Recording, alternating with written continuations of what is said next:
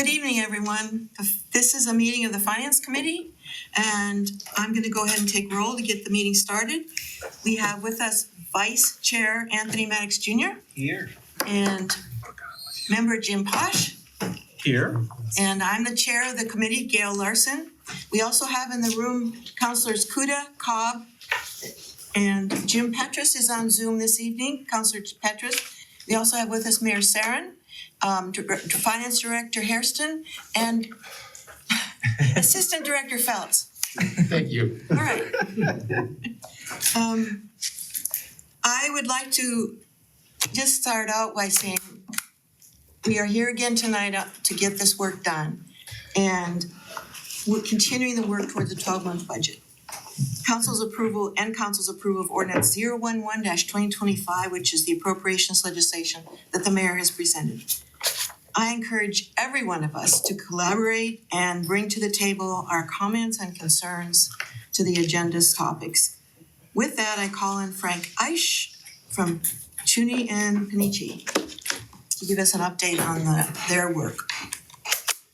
Yeah, so thank you, Chairperson Larson. I talked with Scott Rees from Schoenhart twice this week. So I talked with him earlier this week and then actually followed up with him today. Or actually, he followed up with me because there had been a change in what we had talked through. So one of the things that he wanted to let me know, and just so everyone knows, Schoenhart is the group that's helping put together the financial statements for the city. So for the 2023 financial statements, they had a conference call this week with the finance director and the city administrator yesterday.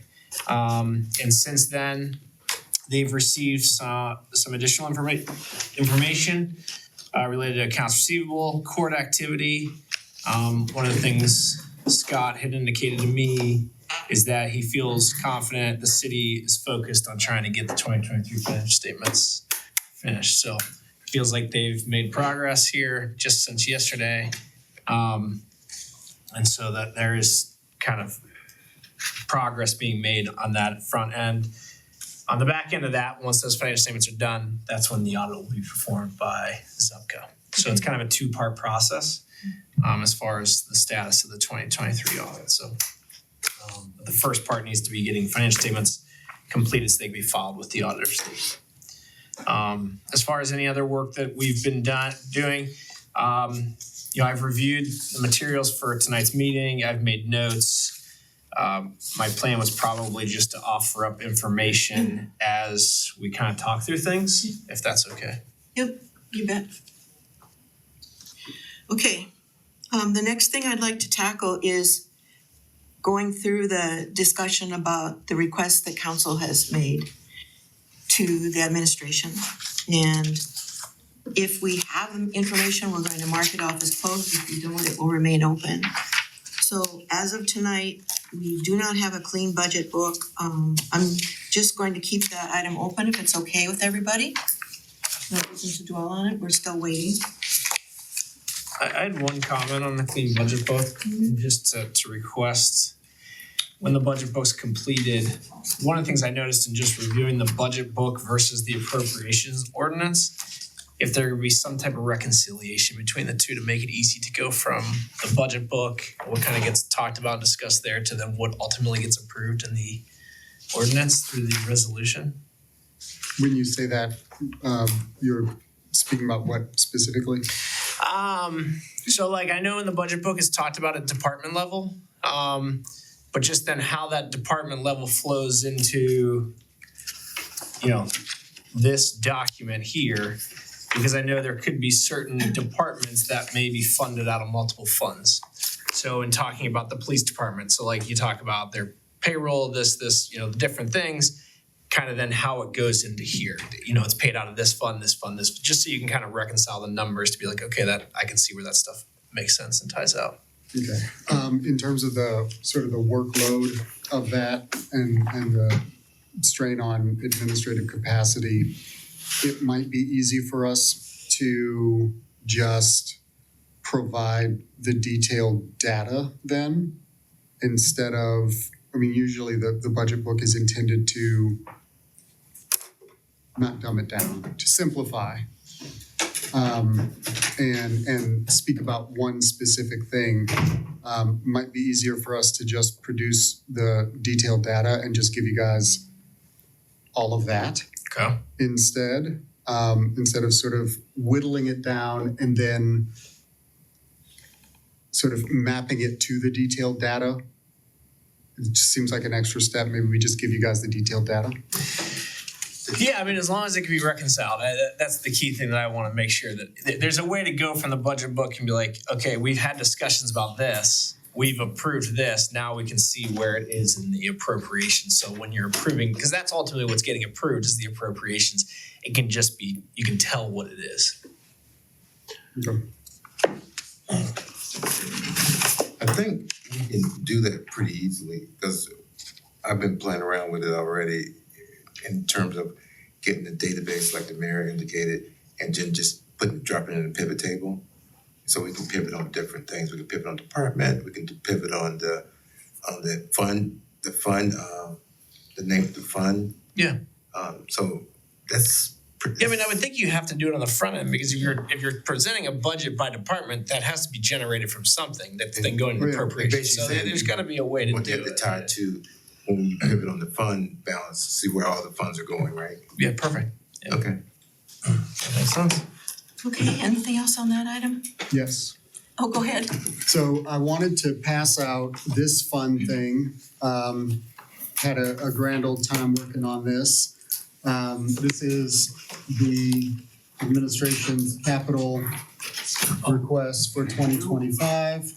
This is what we are going to be pursuing in 2025.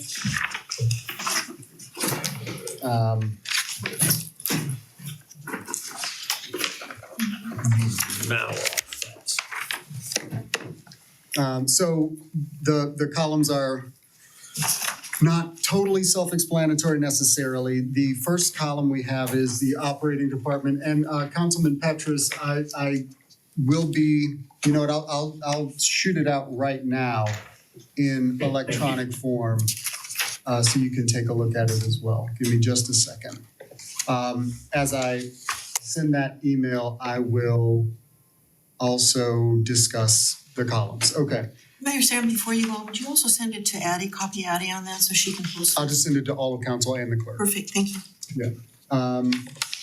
So the first column is entitled Operating Department, and I use that terminology just to provide a bit of differentiation between the sort of the accounting departments, the budgetary departments that we have, which we've got very, very many, but we have very few actual departments that do the work of the city. And so that first column is an indication of the operating department. So some of these are pretty easy to understand. The PND is Planning, Neighborhoods, and Development, just in case you're not aware of that title change for that department. Community Services is the name of what is affectionately known as the Comms Department. DPS is Department of Public Safety, and I've indicated a division, fire or police. PNR is obviously Parks and Recreation, but DPW is Department of Public Works. So the second column is the fund name that we are funding the particular capital expense out of. And the next column is the number of that fund. The department description. Now, this is the budgetary departments that we have in our system. This is how this will be budgeted in the system. And so you have the department description and the department number where these items will be budgeted technically. There's a brief capital expense description, an amount, and then an indication as to whether or not this is an amount that is in the current form, the current version of the appropriations ordinance already, or if it is an additional item that will be added to the appropriations ordinance. Can I interject a question here? I don't have a problem with that, but I guess the chair. Go ahead. So, can you differentiate the capital projects that were in last year's budget? And Not on this document, but we can have that discussion. Well, let me just ask this then. Are there capital projects in this budget that were from last year? Oh, yeah. Okay. So for instance, the transfer station, we could not do Yeah, I it know last that one. year. Yeah. But it is, again, on the list for this year. Because now we anticipate that we may be able to use Shaker Heights Transfer Station if they're generous enough to allow us to use that while our transfer station is undergoing the work. And I'm gonna take a guess that this is all gonna be budget adjustments, not in the actual budget. No, this will be in the budget. That's what council requested. So that's going to be a full, this ordinance will be amended in order to add these to the appropriations ordinance that's currently under consideration by council. So I know you're probably gonna get to this, but since there's only a couple million left in the appropriations budget that what's the number? I don't know exactly, a couple million. It's the one you just read. It's whatever the appropriations budget number is. I can't think. I'm talking about the title of the legislation. It's Oh, 011-2025. 0. So, this is 13 million. So, Yeah, and this is why, and I don't know, maybe, I'm sorry, Mr. Ike? Yes. Can advise on this. None of the additional capital expenses are related to the general fund. So I'm not concerned about using Fund 402. And even though we are not anticipating revenues in Fund 402, our Finance Capital Projects Fund, it doesn't make sense not to ever be able to spend the $9 million that we have in Fund 402 because we did not receive that revenue this year. So I'm going to push back on whatever resistance there is on this. And if council chooses to eliminate those items, that's up to council. I understand what you're doing. Go ahead. Wasn't there some revenue replacement money that went into the police admin and fire admin accounts? For 2025, Went in 2024 is one of the last things that we did. that was 2024 work. This is all 2025. But, well, I guess this is where I really need to look at the financial statements to kind of track back. So if we don't know the answer now, we can get it with the financial statements. But I was just curious, I believe there was some replacement revenue that went in to some of the other funds that look like they were the police admin, fire admin. I don't have the numbers here with me.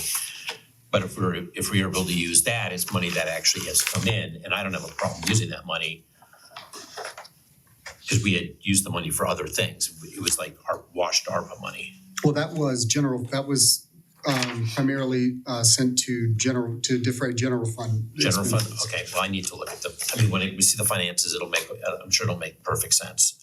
Those were all on, council, so you could just look back at the things that council approved over the course of the last several months. Yes, I'm looking at it from a fund balance perspective though, which I know you've provided us estimates on. Yeah. There is a 4 million current capital subtotal on the second page. Correct. At the very bottom. Can you tell us what that? This totals is from? the 4.4 million that is already in the budget, that was in the budget that was presented in November. So that's what you label as current. That's current. So that did not change upon the reintroduction of an appropriations ordinance. There's still that $4.4 million of capital expense that was in the budget originally. This additional, let's see, 9.1 million, 9.2 million is sort of the additional work that, and on the third page, you can sort of see exactly what funds those come out of. And you can see when it comes to the operating departments, what departments will be using those capital expenditures. So the 13.6 million is the current plus the additional. Yeah, the 13 million is current plus additional, 13.6. Okay. Thank you. Mayor Sarin, this report that you gave us that has the unencumbered fund totals, Yes, I have a question about the finance capital project, fund number 402, and it looks like you're gonna be utilizing some of that for this? correct. So that's why I broke it out by fund. You can see the additional, It's quite a bit you're taking out, which is good. total additional for Fund 402, we're looking at 4 million, is that right? Yes, So basically what you would want to do, and that will be updated upon the amendment of the appropriations ordinance. But what basically shorthand, what you'll want to do is take that figure, that beginning, well, I guess ending balance, and you reduce that by about that 4 million. Okay. And that's what the new updated ending unencumbered balance will be. so that'll still leave you like 5 million in there? That's right. And so can that be used, do you have plans for that, or how does that work? Well, my plans for that is to keep it there and have a longer discussion again, as I continue to hope to with council and with the departments about what our longer term plans for capital improvements are, and getting things on a schedule, 5-10 year schedule, and starting to think about what it will mean to actually finance some future capital improvements and use that financed capital fund to pay off debt service if necessary, those sorts of things. So I didn't want to expend all of the money in Fund 402, but I thought that these were important to add, and I think that Fund 402 and the level that Fund 402 is at can digest this amount of capital expense in cash. Thank you for this, Mr. Mayor. I just wanted to simply say, I don't have any questions, just I'm really, really excited about this. I know we've had several conversations in some of our meetings about this, and then you and I have had conversations about these, but it's clear about the investment that's happening across the departments with this. And I'm excited about the public to really take a deep dive into these. It's clear that every department, these things are adding value in terms of helping to support the work they're doing. These aren't just wish list items, but I'm seeing some things that'll allow operational improvements across the city here. And so I'm really, really excited about that. If there's anything else the council can do with this, please let us know. And again, I keep saying this, but I'm encouraging council to really take some time to sit down and have a conversation about those longer term capital improvement projects. I really want to hear about the vision of that. I think this is a great way for us to transition. Our future government really set us up for success, but as I'm looking at this, this puts us in a great place by the end of 2025. And in terms of our vehicles, our maintenance, our schedules, and then definitely in terms of our operations across the investments in terms of public properties on this list in our parks. So I'm really just pumped about this. You're seeing an impact in every area. So this absolutely gives us a clear picture. So thank you. No problem. I do have a spreadsheet because I like working on spreadsheets, that I made that included the 2024 projects that we removed from last year's budget. And so if it's okay with you, I'll send you an email Sure. in the next couple of days asking about those, if they're not on here. Some of them already appear to be on here, but I'd rather not take up meeting time to go through that, so. There were a couple things that I wanted to just point to right now, and I think that my expectation, I don't know what council's expectation is, but in terms of going into more detail, if council requires it on any particular item, that director of the operating department that would be in charge of these capital expenditures would be on hand to provide more additional information about the project itself.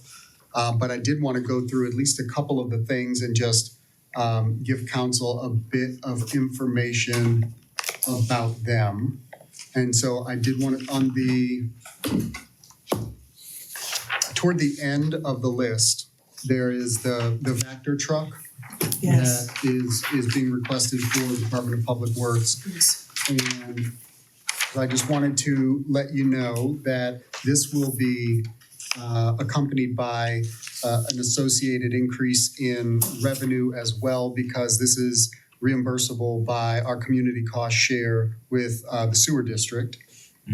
So that would That's be great. sort of, that would offset the cost at $650,000.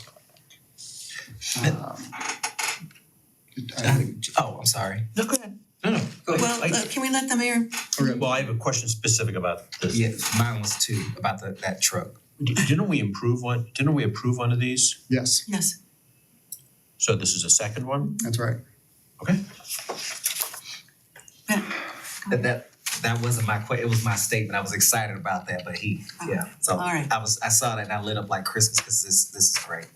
Okay. Additionally, there will be a corresponding increase in anticipated revenue in Fund 240 for the skate park replacement, that $390,000 we were awarded. Right. So we have to budget for the expense and the revenue. And let's see. I think there might be another as well. Yes. So there's currently in the budget $851,000 for the Altamont water line. Both the engineering and the actual construction work to replace the Altamont water line. There has been a bit of an adjustment, and so I wanted to alert you to that. That's already in the appropriations ordinance. However, if you take a look, you'll see that there's an additional Altamont water line, two Altamont water line entries. One is a negative, one is a positive. And that's because that the costing has been updated since then, and we're looking at higher than $50,000. So we're looking at $125,000 for the engineering on that project, but we're looking at lower than anticipated for the actual construction. We're looking at around $740,000 instead of $801,000. Okay. So we're going to reduce those two capital items. Pardon me. Reduce one Could and someone let increase the other. Councilwoman Russell into the meeting? Oh, you know what? Half the screen is blank, so we can't see that someone's dialing in. That's I don't know who. Oh, is it? I don't know who has a mouse for that. It must be that one up there. That's why we can't see her. That pop-up came up. I bet you she's right behind that thing. No, that X should take it. Yep, there she is. Let the record reflect that Councilwoman Davita Russell is joining us via Zoom as well. Hi, Davita. And here she is. Okay. Can you hear us? Here I am. All right. Thank you. Can you hear us okay? Yes, ma'am. Thank you so much. All right.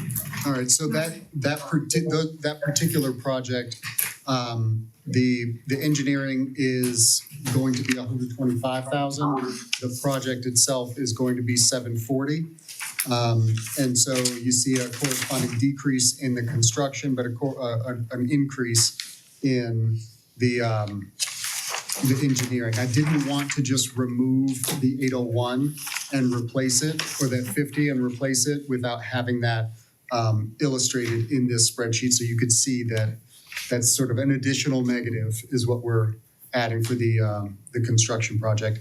And importantly, the total is around $865,000, and there will be a corresponding increase in revenue because that's reimbursable as well.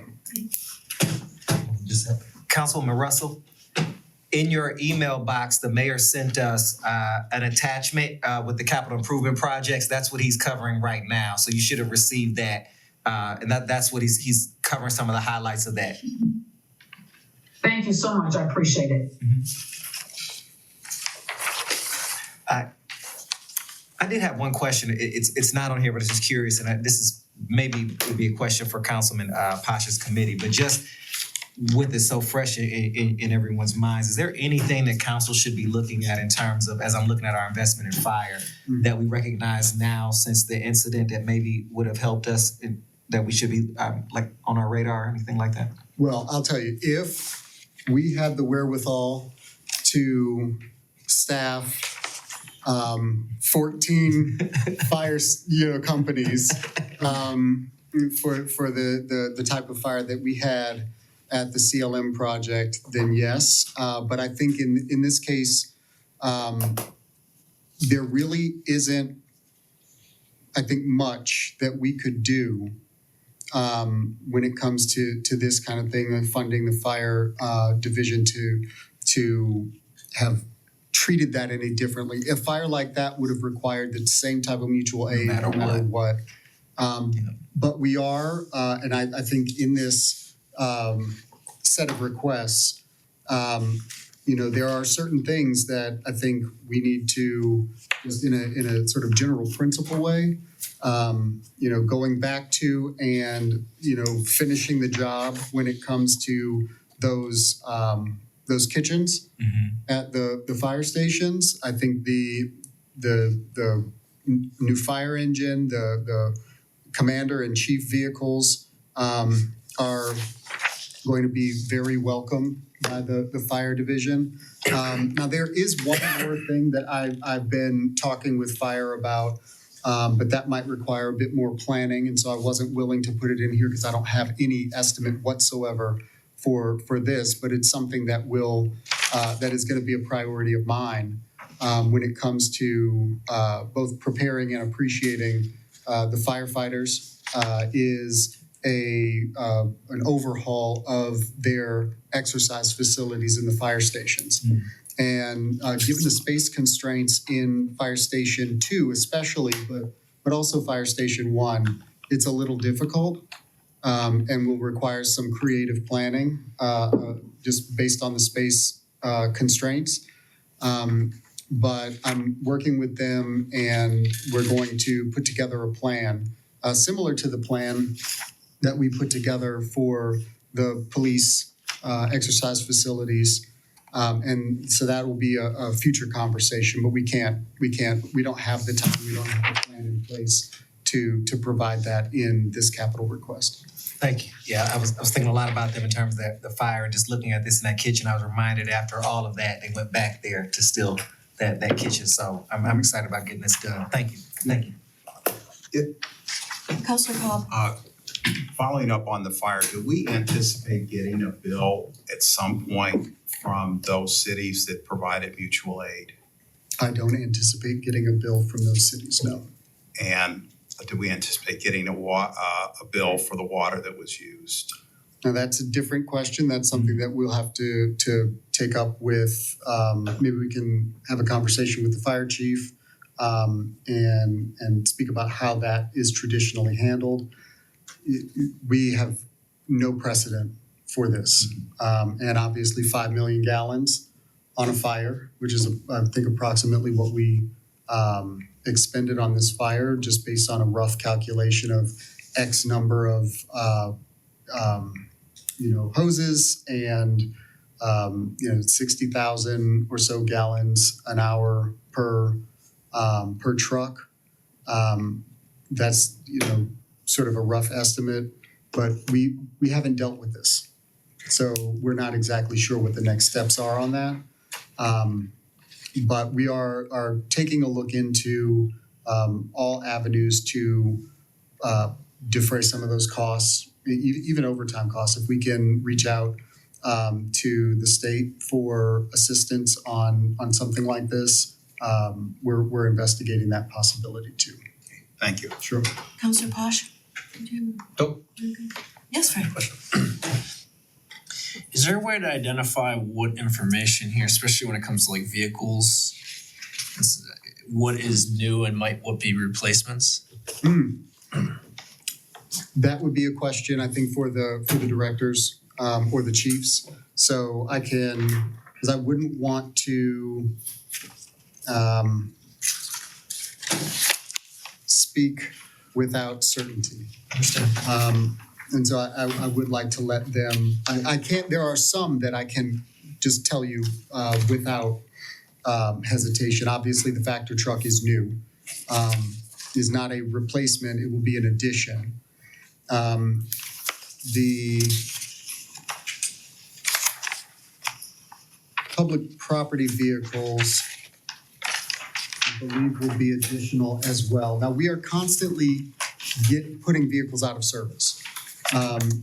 So depending on how you look at it, some of them will be replacements in a way, but really won't be. So as we bring on last year, the expectation was 10 hybrid interceptors for police.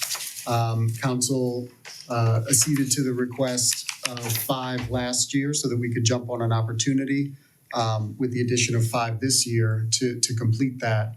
And those would be replacements in a certain respect because we are removing older vehicles, vehicles that are no longer serviceable on a sort of a constant basis. The hot box truck is new. The bucket truck is new. We don't anticipate that being a replacement. Let's see.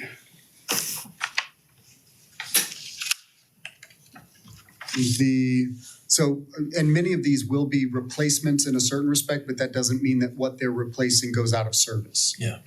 So like the commander vehicle is still drivable and will likely still be usable. The vehicle that for the fire chief is sort of the same situation. And the vehicles that are currently in use for those will be repurposed. Let's see. Yeah, it might be worth having that information, so like if, for discussions with departments, I don't need it now necessarily. Yes, So I think it's gonna be important for us to have some time with department heads, and hopefully we can schedule that. Not go through this with a fine tooth comb, but I mean, I think there's some major items that you'd have questions with. I mean, like, for example, approximately how many streets will be repaved? I mean, just real quick questions, I think, for. Mayor Sarin, when Director Klingscale prepared her budget capital request last year, she delineated the streets that were included in the total, so would that be included in the budget book? Well, I'm gonna leave that to Director Klingscale to have that conversation with council. Okay. I don't wanna step on her toes. I think that she will be more than happy to have Okay, that conversation and provide as much information as she can to council. However, I do believe that during our initial budget presentation, she did mention the streets that she was working on. I'll go back and take a look at that, but I do have that list that I believe she provided for us at the time. At least it might not have been complete, but she was discussing a plan to leave it. That's how I found out she was gonna finish up. I'll take a look and see what she sent me. thank you. Mhm. If it's okay with everybody, no questions from the Zoom gallery? I'm gonna move on to our, number 1 is being left open because we're looking for the budget breakdowns in the budget book. We're looking for the actual year-end fund balances, and we do have a detailed capital request from Mayor Sarin and company, so we're almost there on that particular item, but I'm gonna leave number 1 open. Well, Madam Chair, one thing, the end of year and beginning of year fund balances should be cemented now. We still haven't closed December yet. Remember, December's open through We have February. like the soft close, but Yeah, we did soft close, but we hadn't done the hard close yet. okay, well, I will say, any changes between now and then, Should be minimal. extremely minimal and non-substantive. Okay, so I'm not saying you should close anything necessarily, but don't anticipate major changes. okay, I'm gonna leave it open, just a small opening in the door. Okay. Number 2 is the 2024 end of year fund balances, including the unencumbered funds. We've had a lot of discussion about these funds tonight. Do we wanna leave this item open, or do we wanna say that we're getting that information? Anybody have an opinion on that? Go ahead. I think you need to leave it open because it's so tightly, we have to give credit for the administration for giving us what they have, which is excellent. Yes. Appreciate that. But it's all tied together with item number 3, which is the October, November, and the December, almost closed December financial statements, which in my book, soft close is good enough. So if you have that, that's key. I mean, I think with those, with the first 3 items, I wanna think, and the capital budget, I think we're pretty close to having the information that we need. I would agree. Asking the finance gurus in the room. I'm wondering if there is a reason why we don't have October and November, if there's something in the software that doesn't make it them easy or efficient to produce, or what is something holding those up so that, because we didn't get monthlies last year at all, we got the quarterlies and the monthlies didn't happen, and it sounds like they're putting together the 2023 financials still, from what you were saying, so did I not hear that correctly? Well, the financials they're trying to put together for 2023 are on the accrual basis. So on the day-to-day operations, I think everything was probably Okay. finalized. It's Okay. different than what you guys would probably see on a Okay. monthly or quarterly basis. Okay, because I'm worried about that, I'm worried about the software capability in that department. Well, your name is Ike? Yes, Right. Yeah, so Ike is here, so Frank Ike. yes. So my thing is, I had a discussion, I sent 2 bank statements, reconciliations. Yes, you did, thank you. And so I wanted to make sure that everything tied out, because since you got the bank reconciliations, I want to make sure the fund balances tie out. And when you got those bank reconciliations, it does have, it's supported by the statements. And so those were the balances, and she did appropriately do the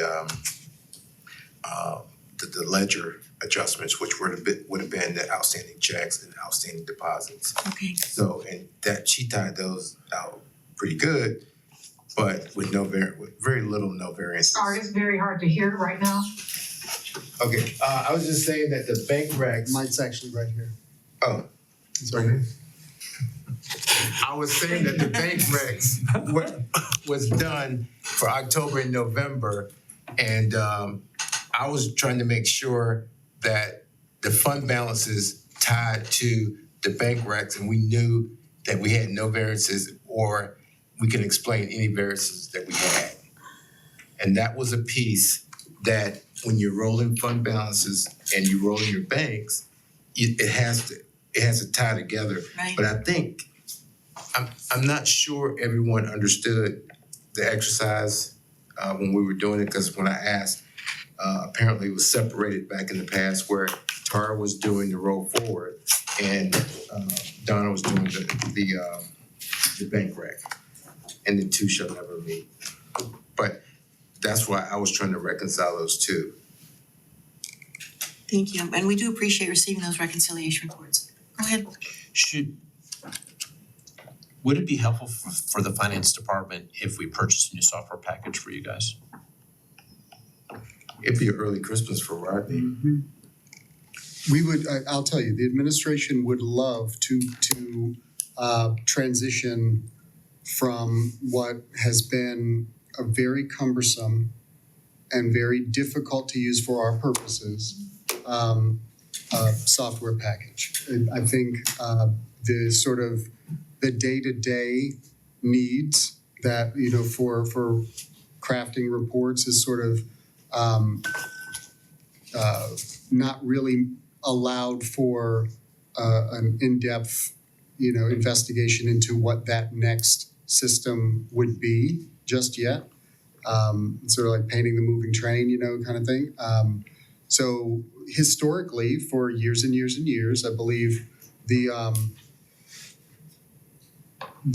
finance department and what used to be the old clerk of council, the finance director, spent a great deal of time crafting those monthly reports. It was an astonishing amount of labor-intensive, time-intensive work, similar to the transcriptions that they used to do for council's meetings by hand. The person transcribing council's meetings for the minutes. Not true minutes, but an actual transcription.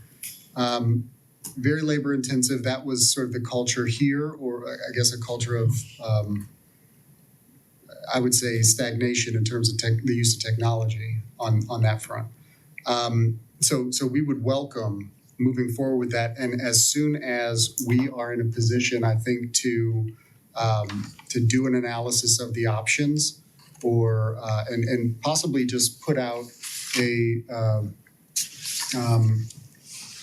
not necessarily a bid, but maybe an RFP for the creation of the software that we would need.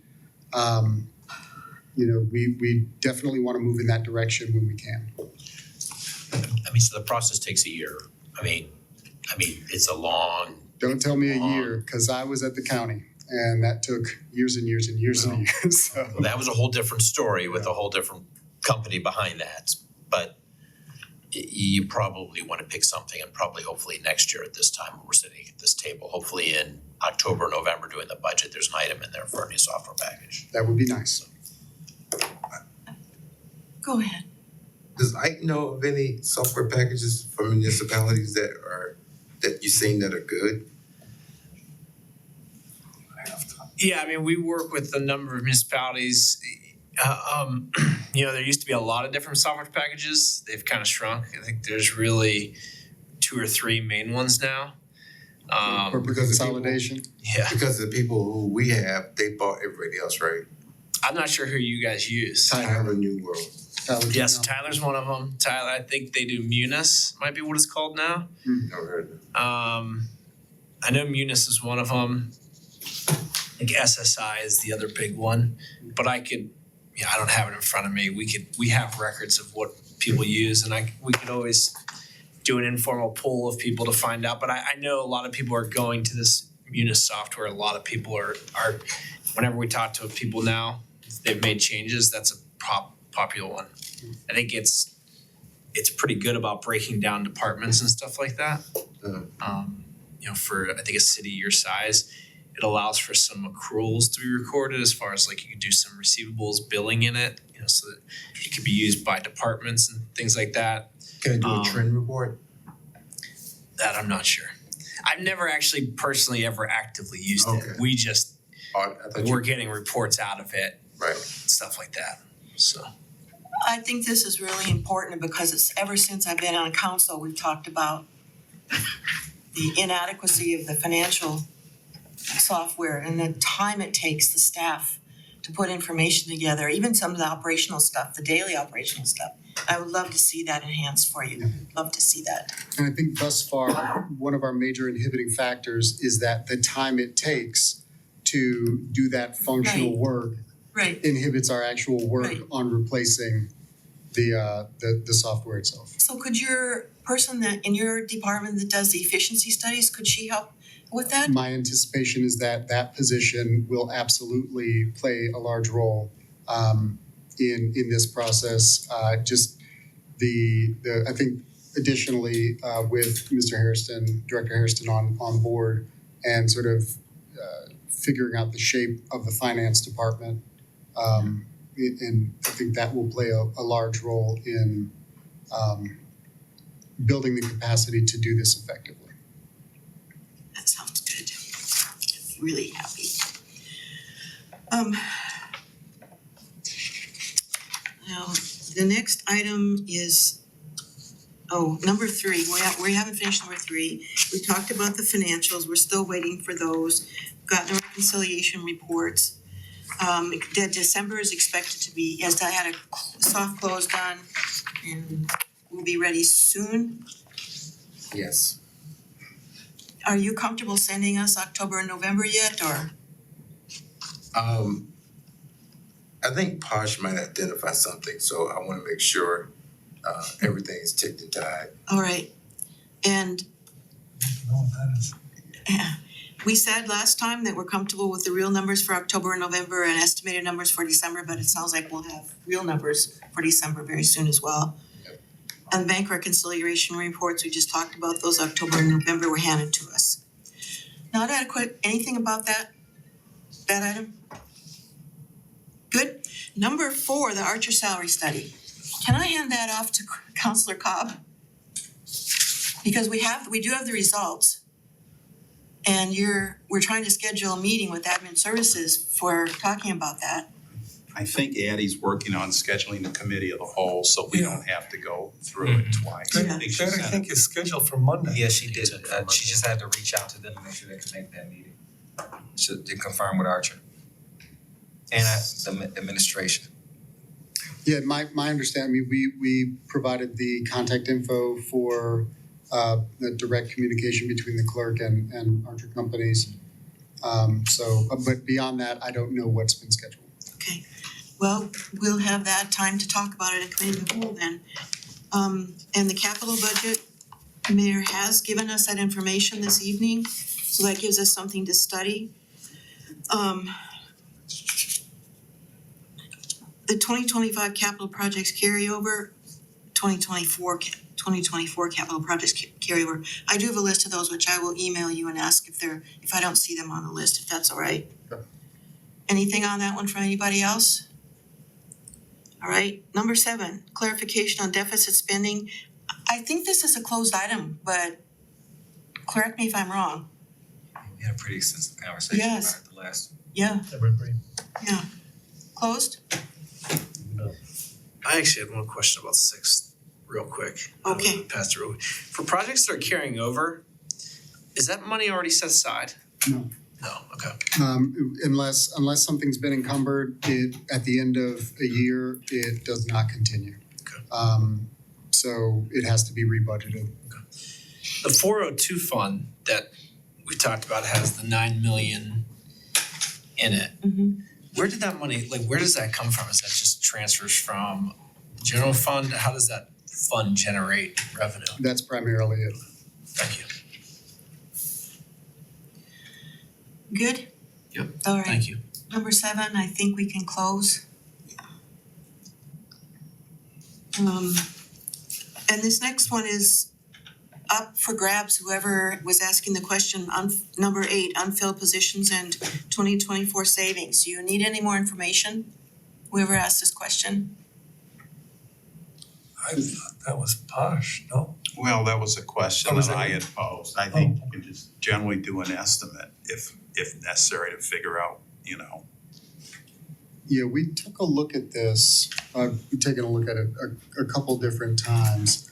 And so I'm going to take a moment and just look at, guess maybe we could just do budgetary by account classification. See if we can just do report through maybe December 31. We can't hear you at all, Mayor, I'm sorry. All right, give me a second. I'm mostly just talking to myself and walking people through what they can't see on my screen.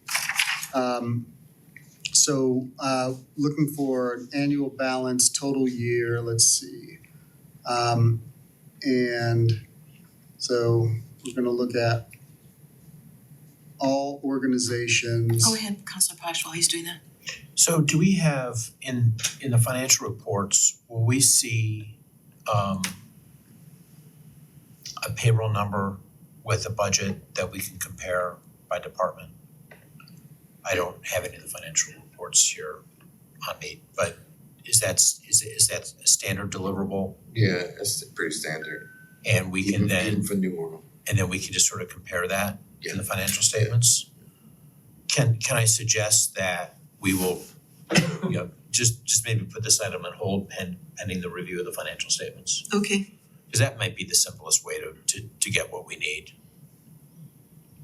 Well, it may be, but if you're looking for specific accounts, like for instance, if you want to compare salary, sort of budgeted versus actual, is that what you're looking at for this particular question. Well, let me take a leap backwards here for a sec, back on item number 3. Are we getting a full year financial? Okay, so you have closed financials through November, you have almost closed financials for December. I don't know about your financial system, but I always assume that you can push a button and then you get the financial statements for the entire year compared to actual versus budgeted. Right. If it's as simple as pushing a button, we then have that information that'll answer this question for the unfilled positions. It'll give us a financial number and we can come up with, an average number, per Are you talking about person. the number of employees versus the budgeted? Trying to Or are you talking about the dollar amount associated with that? the dollar amount associated with it, because it really comes down to the dollar amount. I mean, how much savings have we received because we've had X number of unfilled positions? And because in my mind, that's money that can be used toward like capital projects. It's money that we had planned on spending anyways. If we're gonna go over budget, we can use it for other things because it's money that we'd already planned on spending, but we didn't. Correct.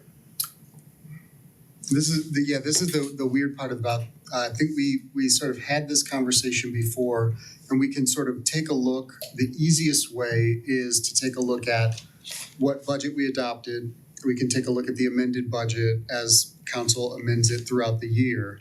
And then we can take a look at what our actual spend was on, say, salaries, for instance. Right? And that's easy enough to do. I've got that in front of me right now for 2024. So the adopted budget was $30,377,549. That was what council originally adopted. Over the course of the year, council amended that up to $34,040,255. However, we only spent $27,835,243.85. That's our actual I'm sorry, that last number? 85 cents. No. $243.85. No, the whole. The whole thing. Okay, 27,835,243.85. Now, in order to be really, really clear about how much of that difference is as a result of an unfilled position, that's where, if we're going to be really precise, it is very hard to sort that out. Because how do we classify an unfilled position? Let's say we've got, 10 police positions that are unfilled at the beginning of a year. And we hired 3 people, and then halfway through the year, somebody doesn't make it and they have to go. What is an unfilled, so it makes it very difficult for us to sort that out in a precise way. I'm not saying that it's not possible to do. I just don't know that I don't think it's worth your time to do that. Okay. Because I think we have, with this information, and because now we have financial statements that go through the end of the year, which we didn't have in November, we could get the information that I was looking for, but this question is a combination of a posh cob at request. I don't know if it satisfies what Councilmember Cobb was actually looking for. I mean, we did get a list from Tara about what positions were open. Does it satisfy? And that's the other thing, we can produce sort of an open position report at a particular point in time. But I mean, unless you want 365 of them and to spend some time looking through every day of the city, you know what I mean? That's calculus. I'm not gonna do that calculus, I'll tell We you don't that. need that. But those two things can provide some information, both looking at what we budgeted for and what we actually spent, just as a comparison. Counselor Cobb, are you okay with that? I'm fine with it. I just think, in budgeting, we need to be cognizant of that there were significant savings. Right, We don't need the precise amount, but we had significant savings as a result of these unfilled positions. And to me, that's something that should always end up getting footnoted in the budget materials. And in budgeting for 2025, we need to recognize that. And you can't necessarily count on the same number of unfilled positions and having that surplus, for lack of a better word, at the end of the year. yeah. Yep. Okay. So that's on hold pending the financials, but we do have some great information from Mayor Sarin. Thank you. Number 9, unbudgeted 2025 expenses. Some of this, I think we resolved, like A includes increased salaries, grant matches, and confirmation of COLA. We've gotten that one done. Need for earmarking future expenses. We're starting to talk about that.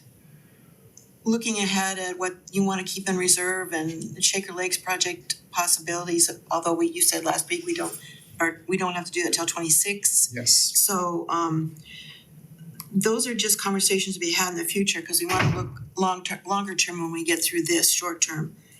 Posh requested best practices for earmarking future expenses. So you said Frank, you suggested you would do some research for us on that? Yeah, so part of it comes down to what you're trying to do and what it relates to. So if it's relating to capital projects, as like a Shaker Lakes project that you have, and I noticed you guys do use is using capital projects funds. So kind of having the money set aside in those funds that has a specific purpose, even though maybe the project isn't happening today, it's something that you have on the horizon, you want to set some money aside for it. You could start a capital project fund that has that specific purpose. So that would be done through some type of resolution or ordinance. With capital project funds, the state has a requirement they're supposed to only last for 10 years. So not in theory supposed to go on forever if they're for projects. So if you have a specific project you're trying to save towards or you want to work towards, that's one way to do it.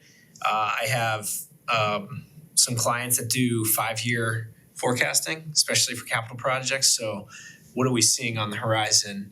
You talk about where the money's coming from. Is it going to be coming from? Are we, is it going to be something we finance with debt? Are we going to, take property taxes, income taxes? Like that's part of that discussion.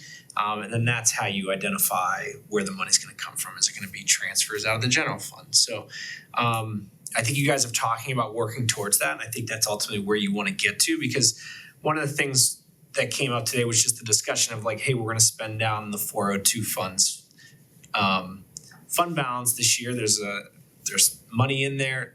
We're not generating any revenue there, but we have money to use. This is the purpose of it, is to use it for capital projects.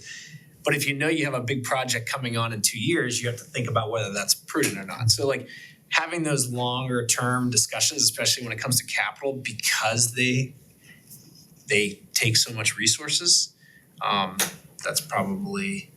those are the two ways that I had talked to people, and that's kind of what I've seen in practice too, is kind of having a 5-year forecast that gets updated, but then also using just separate funds for projects. We did that for the Severance Ring. We have a fund specifically set aside for that. I don't know how long that money's been there, but Yeah, and it's not a whole lot of money in there either. $34,000 some dollars.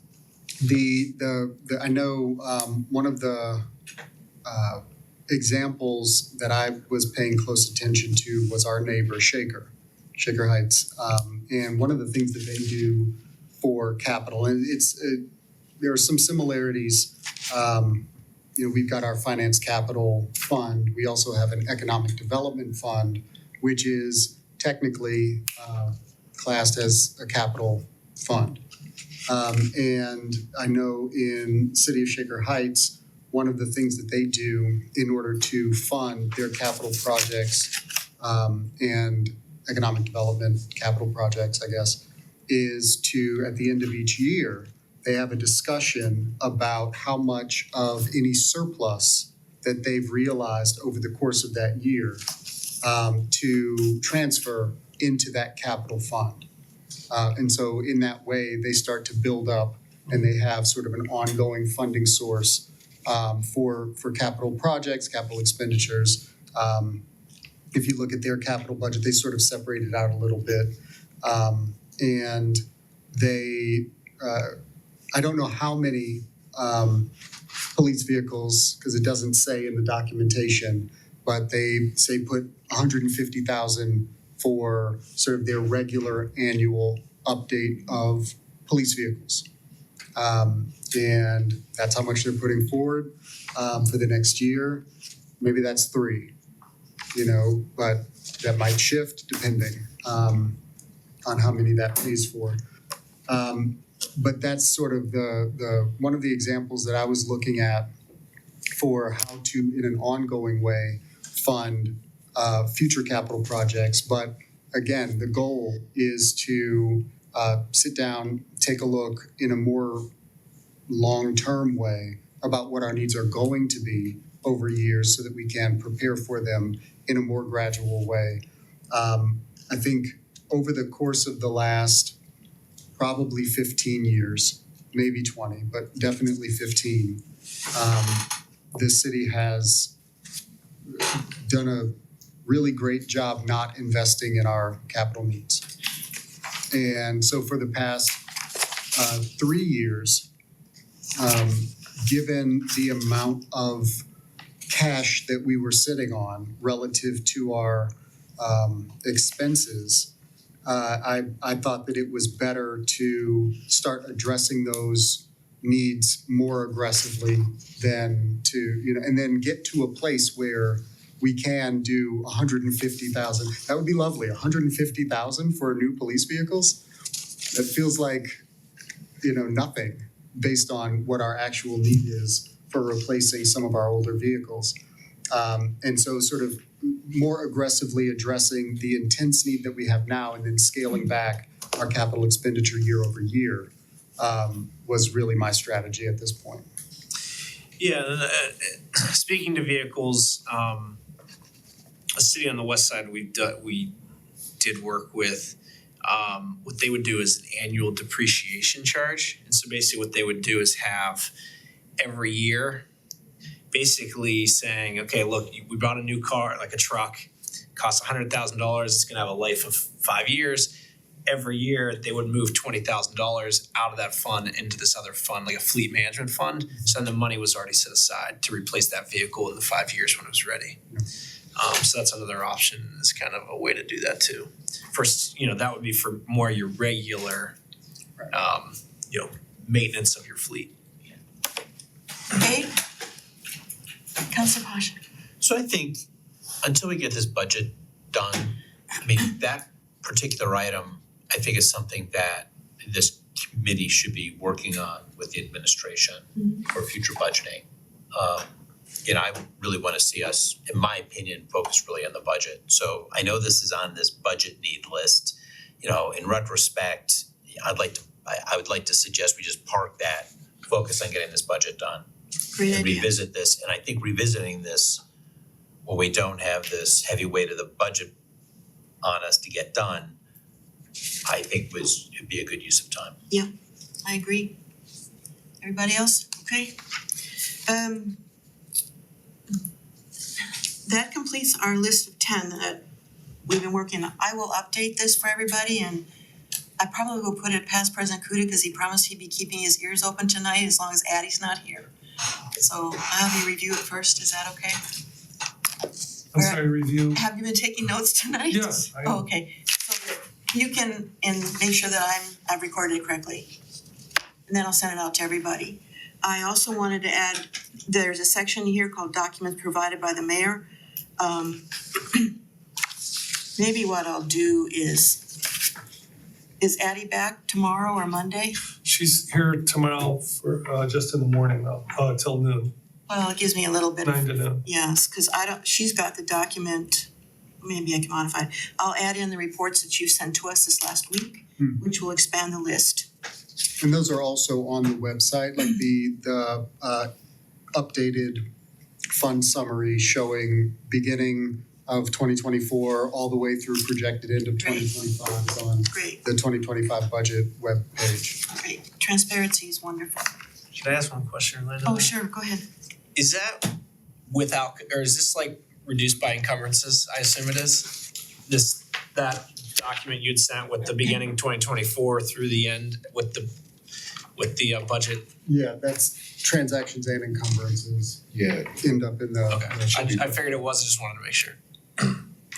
Thank you. Okay, I would like to establish a timeline for us to get this work done. I worked backwards from March 31st. And this is probably the worst case scenario, the very end that we should go. If we can get it done sooner, the better. But this committee needs to agree to move the mayor's appropriations ordinance forward by March 11th at the very latest to be added to the agenda for the March 17 council meeting, because we have to have this done by March 31st.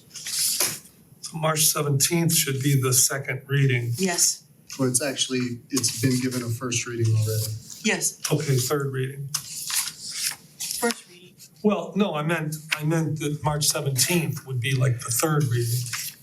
By then, right? If we, We've had first, We've had first then we reading, would send it to committee, send it to committee, and then it would come back whenever council chooses to bring it back for the second reading. consideration. Whatever reading it is. yeah. But I mean, ideally, I'm assuming this is gonna be amended. It would have to be amended to include the additional capital. And so, and you know, you wanna close out everything. Yeah. Before we read, Certainly. right? I Yeah. mean, there's no reason to read this again until. But actually, that's not entirely true. My apologies. The one reason to have another reading would be to amend it prior, because you can't amend it except in a formal council meeting. Well, actually, if I would have said that if I would have finished my sentence, I was actually, because that's where I was headed. So we need to do a second reading, which will include the capital appropriations as soon as we can. And I would hope as soon as you can. I guess the question is, what we're It could talking even be a 4-minute meeting, a 4-minute special meeting to, introduce the amendment, accept the amendment and give it that reading, and then, but it doesn't really matter how many readings it gets, it only needs 2. If it gets 3, that's fine, but you could call a special meeting tomorrow, amend it by substitution and keep moving forward. Would you be ready to send us that amended ordinance that quickly, though? Well, I mean, who needs sleep? Not me. Well, aren't you just attaching that that's already there? No. What are you doing? No, I mean, it wouldn't actually be a whole hell of a lot of work. What it probably would be is just, and this is why I crafted this spreadsheet the way that I did. I did the sum ifs. Oh, yeah.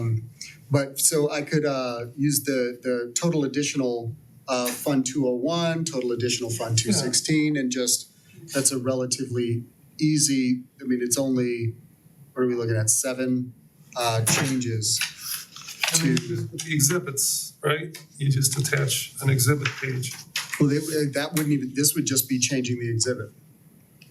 Okay, So the appropriations ordinance itself, I would just need to go to each fund and add the Yeah, capital right. For each of these funds that as outlined. Councilman? For the appropriations ordinance to be amended. So could we just put the second reading on our next council meeting yeah, I mean, rather than calling us I all mean, in? if that's gonna be ready on the 18th, then go for it. Oh, yeah. Alright. Then you can get a little bit of rest. Council Pasha. I mean, I think we really need to look at I think as protocol and steps. I mean, I would be comfortable looking at the financial statements first.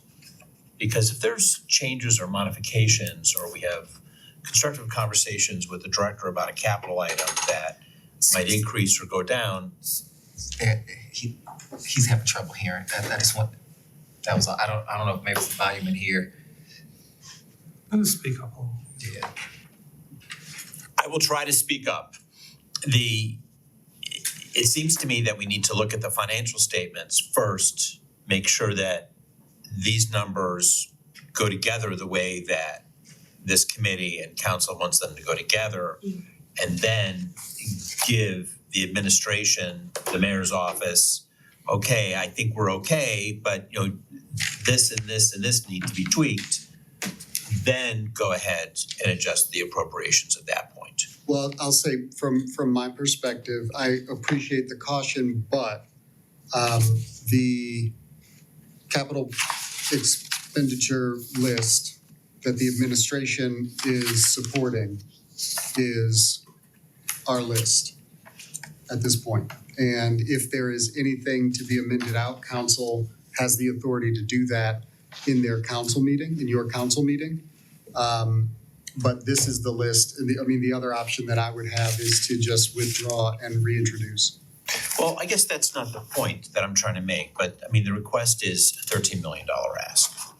Okay? Well, And I don't, round numbers, for me, I need to see how it all fits into place. I, Jim, one council member out of 7, may feel I'm not comfortable with that 13 million. I think that number needs to be closer to 9. And maybe there's consensus on that. And then I think we need to work together to try to figure out if it's gonna be 9, what can we do in order to get that number down to 9? I appreciate that. And then I think that is a part of council's decision-making process. And if council is not willing to amend these then it may just be incumbent on me to withdraw the legislation altogether and reintroduce. Well, here's what I would say. This is what you're proposing. We actually had a private conversation about, if the capital budget, there's no reason not to say it here, that if the capital budget was, high and then the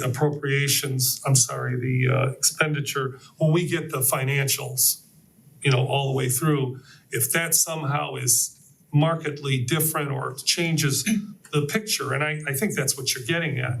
I don't see any problem with the mayor putting this on the 18th. We get the financials, and if we need to change, till we vote on a budget, everything's subject to change. Yeah. And then we just, I think I get this feeling that you're uncomfortable with the idea that if those financials come back differently than or not differently, but it has a different impact on the budget than just some negative, something nominal. I think it's good to say, hey, depending on how that outcome, we might have a different view on the capital, or maybe we'd want to change something else. But we have that option. I don't know. I just don't see a problem with Okay.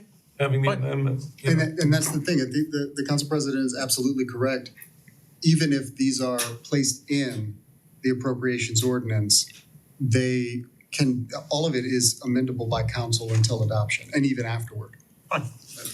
Councilor Maddox. I just want to add to that.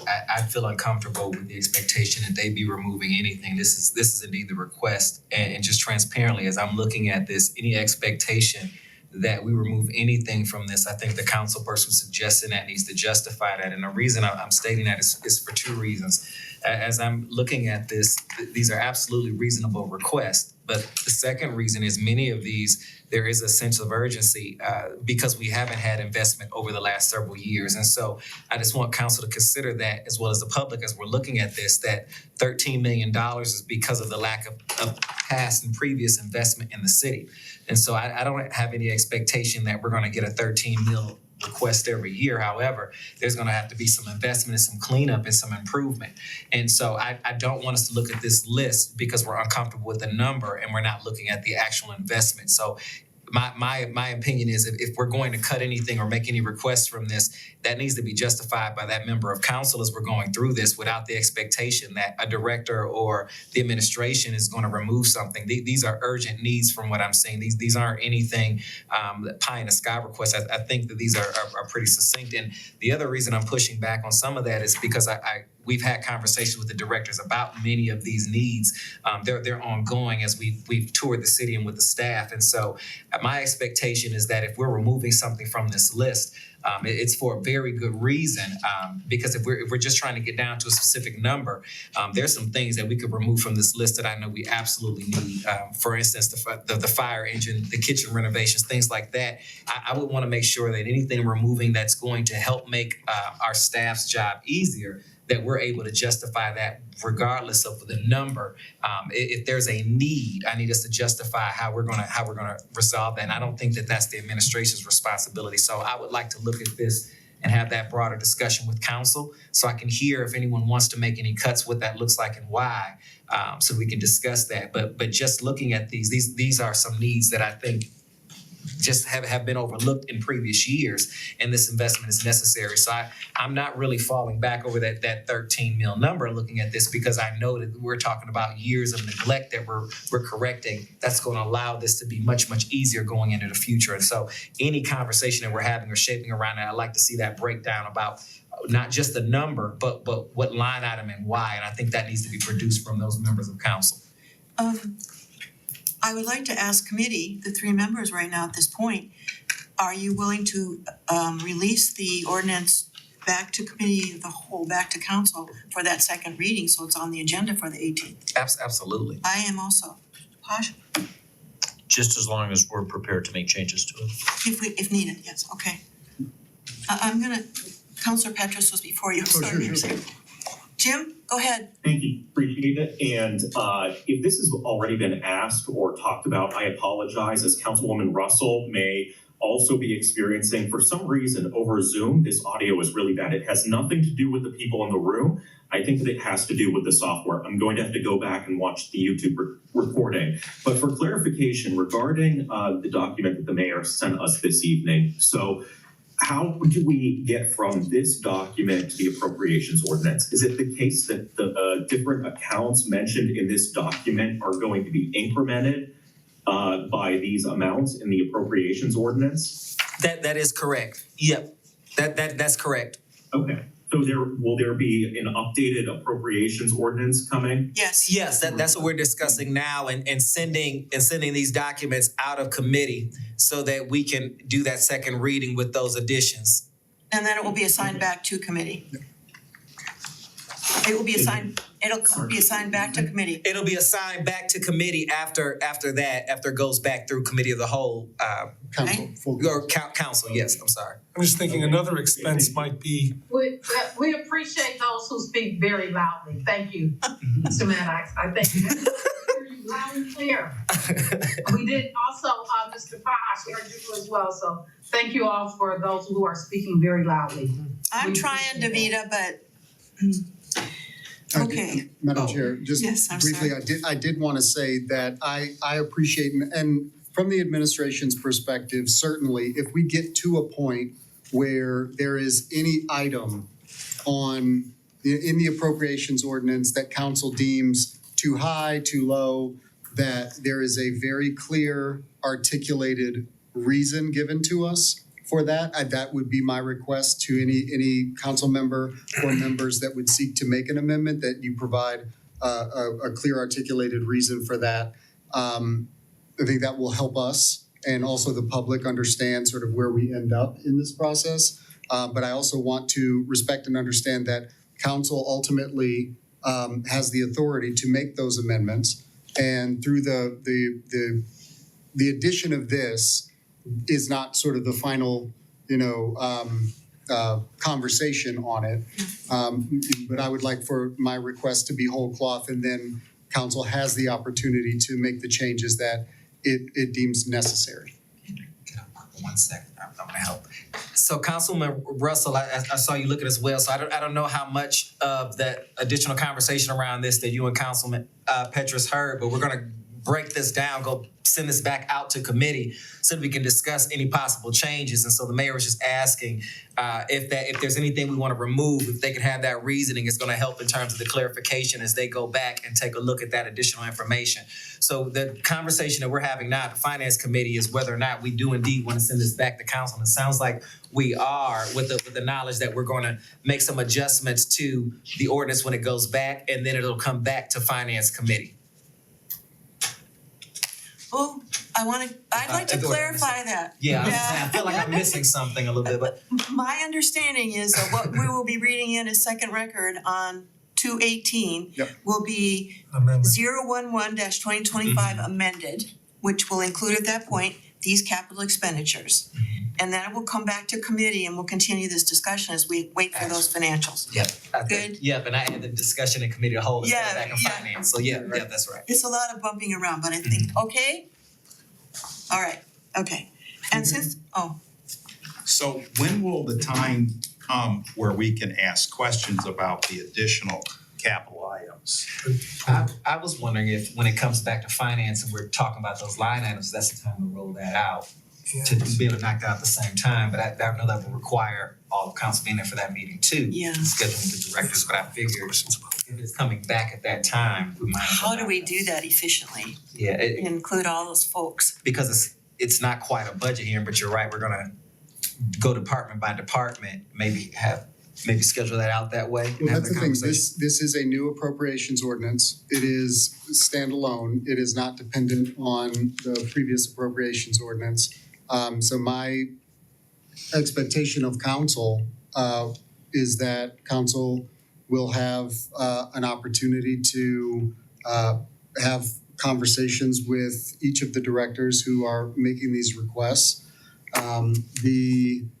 Especially when it comes to the capital, just because this is definitely in addition to the appropriations ordinance does not add any staff from the previous appropriations ordinance. So those discussions that were already had probably don't need to be revisited unless council has additional questions when it comes to like questions about additional fire personnel or those sorts of things.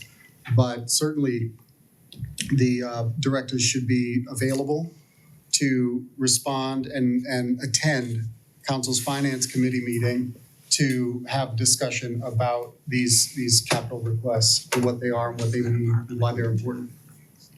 That will come in as slots then, if we do 2 or 3 hours finance committee. I wonder if that might work.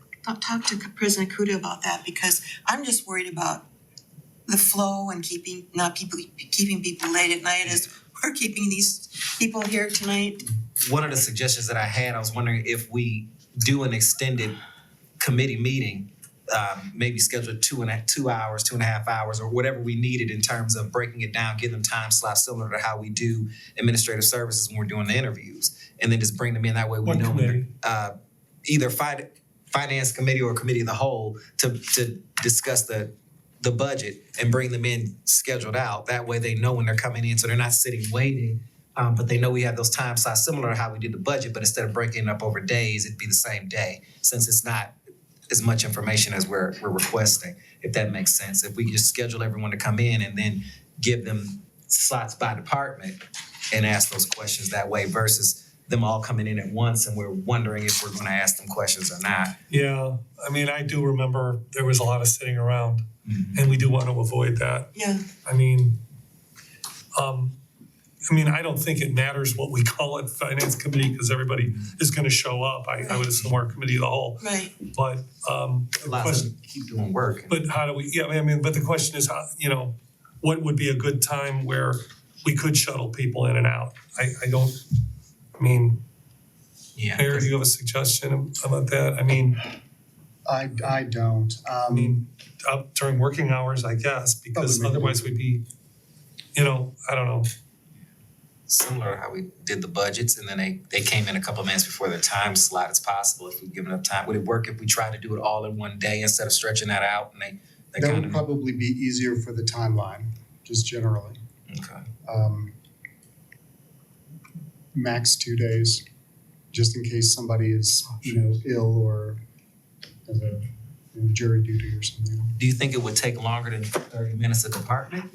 Now, if we're just talking the capital items, if we can contain that, when you're thinking all of their budget? No, I would not ask them to repeat themselves Right. unless, I mean, you know, unless something. I mean, if other things came up, council should be allowed to ask the question. Well, I would never discourage anybody from, like, if something dawned on them that didn't dawn on them the week of November 20, whatever it was. You know, but I think it should be focusing on the capital budget. That's the new material. I don't know, 20 minutes or so That's what I maybe, was- and I think that'd be And- more, if we stick to that, we know we've got 20 minutes per department. And Come then, in with those you questions. know, do we want the law department to come in? You know, I mean, there would be some departments maybe don't need to you come don't in, need you know. the judge to come We don't in. need the judge to come in again. I mean, I don't- And actually, that's a helpful question, just looking at this, is there, it would be helpful if we knew what departments we did at Well, the time, and then just knock those out. really, So look at it, yeah, because they're here. Planning commission probably won't be coming in to Yeah. discuss this, but, Department of Public Works, fire, planning, neighborhoods and development, community services. And if it has a particularly large set of capital improvement budgets, maybe they get 30 minutes or so Yeah, versus the like 20 just based. Director Klingscale, Yeah, yes. she's gonna need more time than, well, that makes sense. yeah. And community services is probably the easiest one. The court, obviously, I don't think that you need the court to come back in. So yeah, if we pare that down ahead of time, and then we should be able to knock this out, I think, in one day. I know outside of Public Works, Fire, and Police, is there anyone else that we know we need to see? Parks and Rec. Parks and Rec, yeah.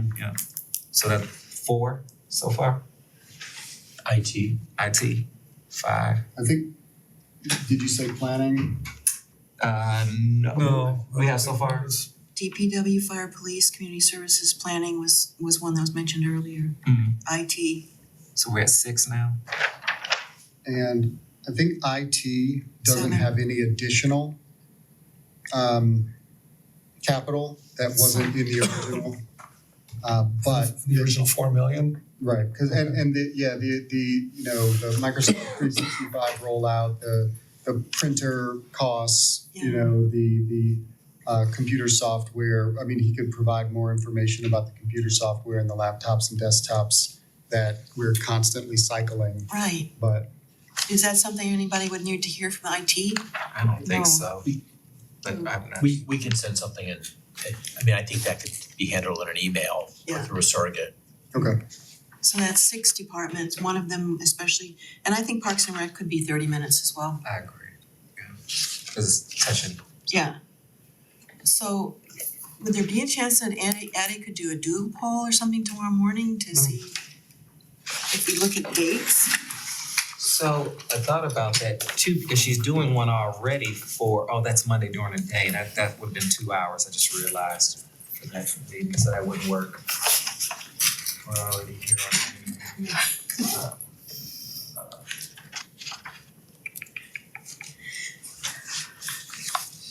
Does anyone have a committee meeting scheduled that has a light agenda? Or something we could move, or maybe it ends short or something for next week? There's a housing committee meeting Oh, that's on right. Tuesday at 5, or Yeah. I don't even know the time. It's at 5. Yeah, Jim's meeting is at 5, yeah. And I know I'll be here, you'll be here. Yeah. You to come. I think I'll be here, yeah. Yeah. But we were talking yeah. about trying to do it during the day though. Oh, that's right. So yeah, that doesn't, yeah. I can do Tuesday during the day though. I don't know if anyone else is available. If we can send that over to staff. We're wondering if Tuesday, if you guys are available at all during the day. What time are people thinking? I have to do morning. So what, after 9, Yeah. 9 o'clock? Which day is this? Tuesday the 11th. Yeah. I can't do. Are you talking Tuesday, the 11th? Yeah. But Councilman Pasha said he can't do it. I can't do Okay. Yeah, that's, okay. But a Wednesday. I don't know, whatever. Maybe we should just do the poll and. Oh, okay. Oh, you can ask Hattie about that? And I'll just start with Wednesday then? Yes. Okay. I can't do the 12th, but I mean, Addie just did a poll for all these morning meetings last week or That's this true. past week. She should have our availability. For every day? I think every day, except for Okay. Friday. And what's the 12th? Is that Thursday? Wednesday. That's Wednesday. Wednesday? Oh, okay. So not Wednesday, so we're looking Looking at at Thursday. Thursday. So I'm sorry, that's the 13th or 14th? Both those days are great for me. 13th? Yes, that's 13th. Yeah. And she would need to send that to our directors, to the mayor's directors for those departments we just talked about also? Or And so we're at 6 or 7? 1, 2, 3, 4, 5, 6, with two of That's them not being bad. 30 minutes. And then the other ones will be an hour Yeah. or so, 20 minutes each. So that's not bad. We can do it. Yeah, it's possible. All right. Okay. We can do this. All right, so we've already talked about scheduling our next finance committee meeting. Took an agenda item off. Mayor, I do have a couple questions about the ordinance regarding the finance department, but I will just email you that. In terms of yeah, I'll just email it to you. Okay, sure. Thank you, Chair. Can I ask a question about this? Counselor Posh. So I'm still not clear on when we can expect the budget book and the actual financial statements. I know we're close. Yeah. The budget book in particular is probably one of the more annoying things to produce. Let me take a quick look. So far, the items that are in what is now, I guess, a traditional budget book in Cleveland Heights, did not used to be, include, let's see, ones we've already produced in the web version now of a budget book is the ordinance, of course, the exhibit, which will be amended shortly.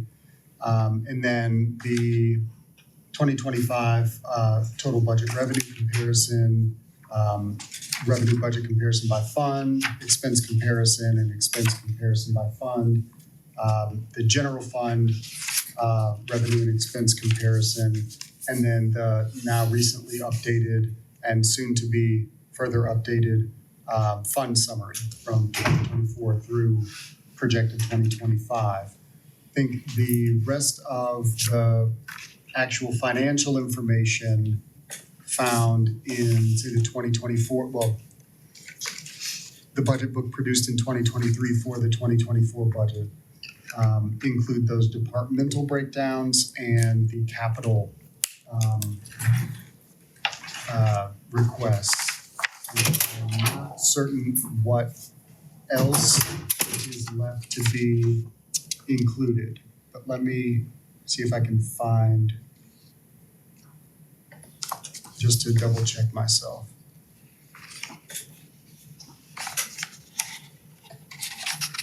Alright. And so we've got the departmental breakdowns, the capital request summary, that fund balance summary is in there. So let's see, page 22 was a personnel summary, so let's take a look at that.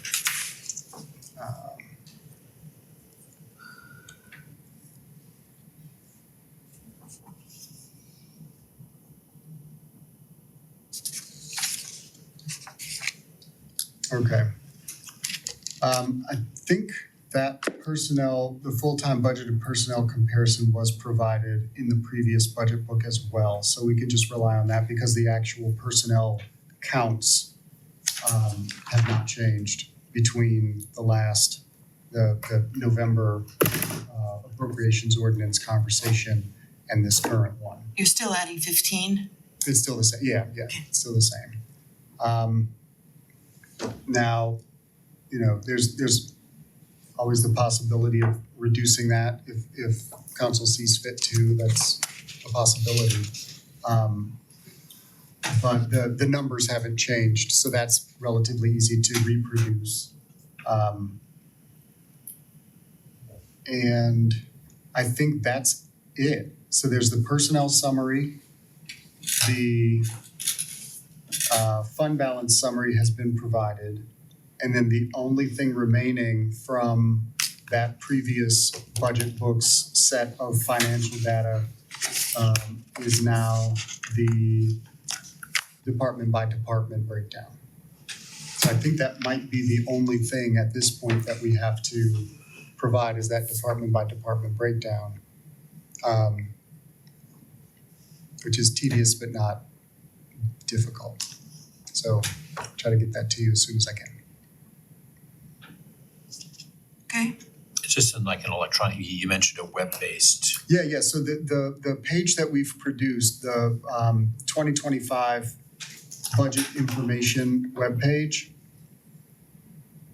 on the website. So this is under the mayor's budget? Yes. So each of the pieces of financial information that were provided in the budget book for the fiscal year 2024 budget, we are reproducing in a separate item, basically. And so I think what we have to produce at this point is just to basically reproduce the personnel summary that was provided before, and then that department by department breakdown for each of our operating departments. And the information, we probably won't put it on this, but I suppose just providing that detailed information to council as well to take a look at so that you can see exactly what funds each department is being funded out of and for what purposes. okay. Counselor Cobb. Couple of questions. Of the reports that are on the website, which do you believe has got the most accurate estimate of our year-end expenses? So looking at that fund summary, if you click that last document, the fund summary 2025 revenue and expense budget, that shows that spreadsheet showing each fund beginning balance at the beginning of 2024, our actual 2024 revenues and expenses, and then our ending balance at the end of 2024. It then picks up at the beginning of 2025 with a beginning balance, which is the same as our ending balance at 12/31/2024. And then we've got our budgeted revenues for 2025, and then our budgeted expenses in 2025. And these columns will change as a result of the addition of this capital, which includes some attendant revenue as well. So that budgeted revenue and the budgeted expenses will change as a result of the inclusion of these capital items. And then as a result of that, the projected ending balances for each of these funds will also then change as a result of the inclusion of that capital revenue and expense. But right now, this is the most up-to-date, most accurate assessment of where we are today and where we expect to be based on the appropriations ordinance that is currently in front of council, where we expect to be at the end of 2025. Okay, thank you. And then one other thing, I don't need a paper copy. Can you send us an updated expense budget worksheet report ending December 31st of 2024? I mean, we got one that was provided as of November 20th. We had the ability to give us an updated one through the end of the year. I don't need it right now, just.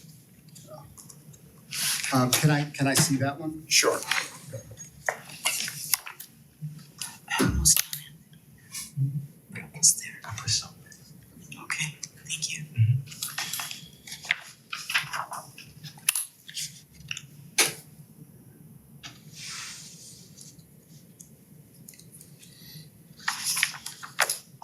Okay. Okay, thank you. Sure. Alrighty. Counselor Kuda, Yeah. President Kuda. Yeah, I'm gonna do this quick, I hope. So this document that you sent us, that this is the, yeah. so this is the document that explains the re-estimations of expenditures in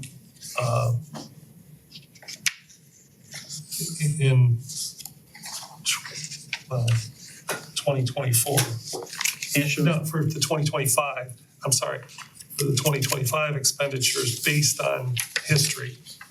And I'm just gonna ask you about the first one, and I'm thinking maybe this answer will help me understand some of the rest of it. So I'm looking at workers' comp. Okay, first of all, is this what we pay for workers' comp? Or these are the workers' comp payouts? What's the down amount? Look at the first line, item. That's higher than our premiums for Premiums, 2025. That's what I thought. So- higher. So my question is, how did we go from, in 2023, how did we go from 544,000 in premiums to 31,000 in 2024? So one of the things that makes this more complicated in certain ways than it needs to be is that not all things are paid out of the same funds at the same year over year, which certainly complicates things needlessly and makes it a lot more instructive sometimes to take a look at our total workers' comp spend Yeah. instead of looking at it, say, either by fund or by department or by account or something like that. Or account, so account would be the workers' comp. So what I could do, actually, let me take a look at that really quick. So what you're looking at is just one change, Right. right? So you're looking at workers' comp out of Fund 101, out of the general fund, out of the budgetary department general operations.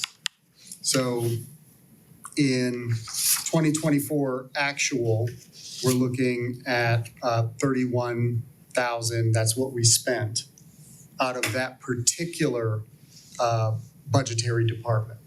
What we budgeted for was 544,000. But previous to that, our 2022 actual was 674,000. And that's because of where workers' comp was paid out of during 2024 as opposed to 2022 or 2023. So looking at workers' comp generally, Yeah. because we don't have to pay it out of general operations, we can pay it out of other workers' comp areas. That's why you see that particular discrepancy there. It's because of how they chose to pay workers' comp.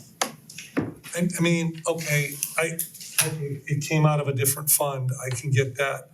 But then why are you calling it 2024 actuals when we don't, when you printed that, we couldn't have had the 2024r actuals? Well, I printed Not this. for the whole year. No, what I did was I produced this, I mean, it was, relatively shortly before I sent it to you. Yeah. Just to sort of outline and illustrate sort of what our historical actuals were for this. And so our high point for workers' comp out of general operations was 674,982. I get Right, that. in 22. I get the history part. Yeah. And the trends and all that. What I don't get is how you could have a column that even says 2024 actuals when we haven't finished the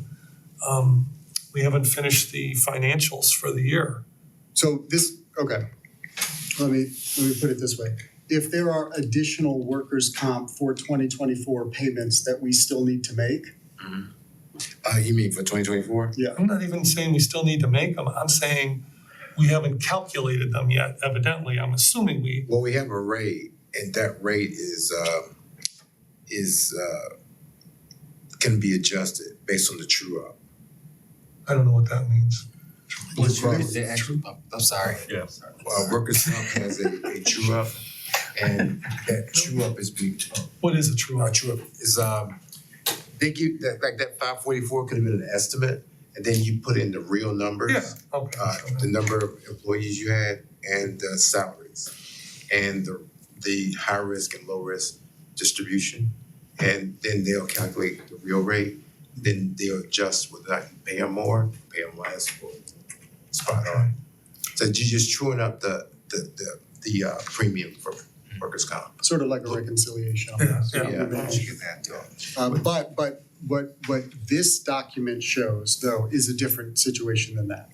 And so when we say 2024 actual, what I'm putting in this column here is what our system calls 2024 actual, because at the time, unless there are any changes to our 2024 workers' comp expenses out of Fund 101 in Department 2108 General Operations, unless there is some dramatic increase in that, then, which I think is unlikely, an increase in the workers' comp payments for 2024 Not this far in. between last, couple weeks and now, doesn't seem likely. I guess what and I don't wanna belabor this, I'm really sorry, I'm just, if you're printing a document out for us to look at, to explain to council your rationale for the numbers, and then stuff's coming out of different funds, I mean, how do we even look at something like that and go, oh, I see why you adjusted it, I mean, that's not the logical place to for that kind of thinking to follow. I just, I mean, this would require, this doesn't, to me, just printing out a document like that doesn't do what we really wanted, which was why did you adjust this number from this number to this number? Yeah. If the trends don't mean anything, if stuff's coming out of different funds and we're not even seeing that stuff. Well, so what I was asked to do was to detail the changes that I made from the original appropriations ordinance that was introduced in November to the one that I introduced in January, right? Right. So I highlighted, when I introduced that in January, I highlighted the areas where I made the changes to ensure that council could see exactly where those changes were made. Right. In each department that was listed, each account that was I think listed. there were 20 something. And so in order to make that detail, I had to kind of reconstruct really the previous amount, which was in this case $725,000. Now that $725,000 was an estimate. That $725,000, in my view, was an overestimate for this particular, based on our historical spend going back all the way to 2020. So 2020, 2021, 2022, we're looking at a particular way of spending, 2023 actual. But I also took a look at our historical spend for the item itself, for the account itself, workers' comp as a whole. And I'm looking at what our historical trends are on the whole, as opposed to just in this account, so that I can make sure I'm double checking myself that our total workers' comp spend isn't off, either too high or too low for the estimate that I'm making for 2025. I'm getting this now. I just think, without a narrative, it's kind of like, Well, this- I'll back off. I just don't think that, I'm just saying that alone, I mean, There's a curve here. It's sort of not necessarily a diminishing return curve, but it feels like a diminishing return curve the more detail you get, until you get to a point where you have all of the detail and can understand it and put it together. that may be, but I'm just saying this is, I'm sure you can understand, but based on the questions I'm asking, Yeah. of why just looking at these numbers doesn't really explain Yeah. the change. But- Councilor Posh? Yeah. So Mr. President, I totally understand where you're going from. I sent an email to the mayor basically thanking him for this information, and this is what I wrote. This is missing the rationale and documented content behind these changes. The questions I have is, maybe the intent is to include the information. Maybe your intent is to include the rationale of why we went down, $2.5 million in the budget book. Maybe the point was just to get this number down $2.5 million, and these cuts were made. But I was also looking for a narrative of what's going on why the numbers went down, and I wanted to make clear that there's 2 pages of information. One of them, the general traffic signs and signals went down $4,000. I said that's not consequential. I really don't care about that. I'm looking more of like a big picture. But there's a larger item that went down, $203,000, and that's for general fire administration, and there really isn't any detail with that. So what I would ask is in our next meeting, our next finance committee meeting, can we just get some narrative on what these changes were made? I think I can probably provide as much narrative as is going to be provided now. To preface that, what I would request is that you look at the introduced legislation as a standalone piece of legislation, not as a revision. View it that way.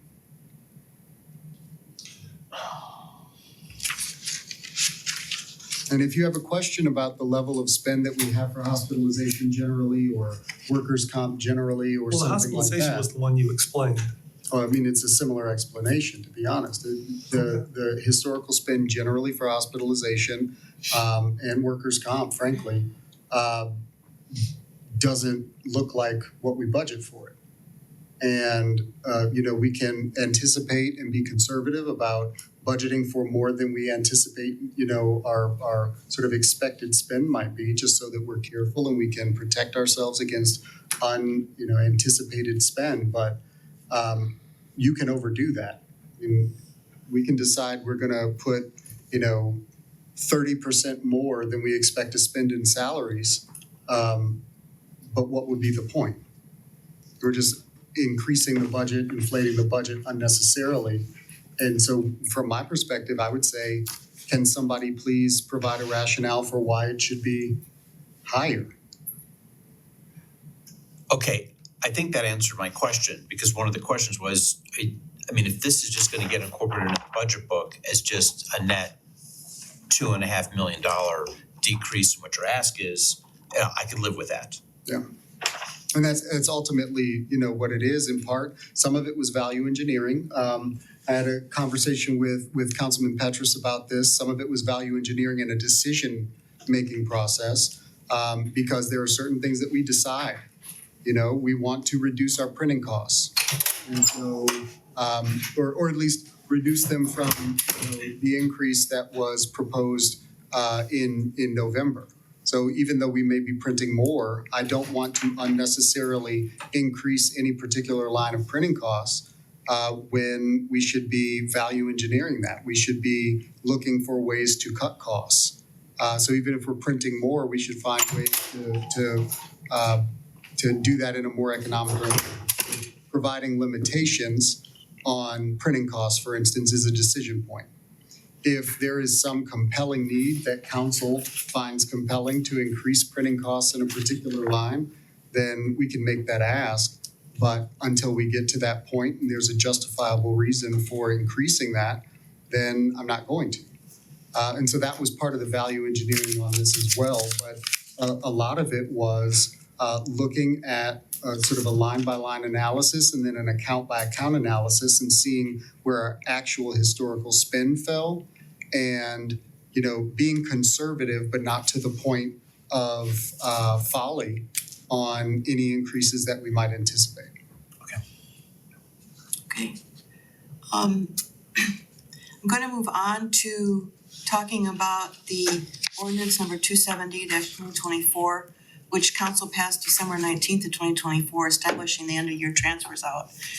We have that one journal entry, which I'm anticipating has been posted the one that you sent us?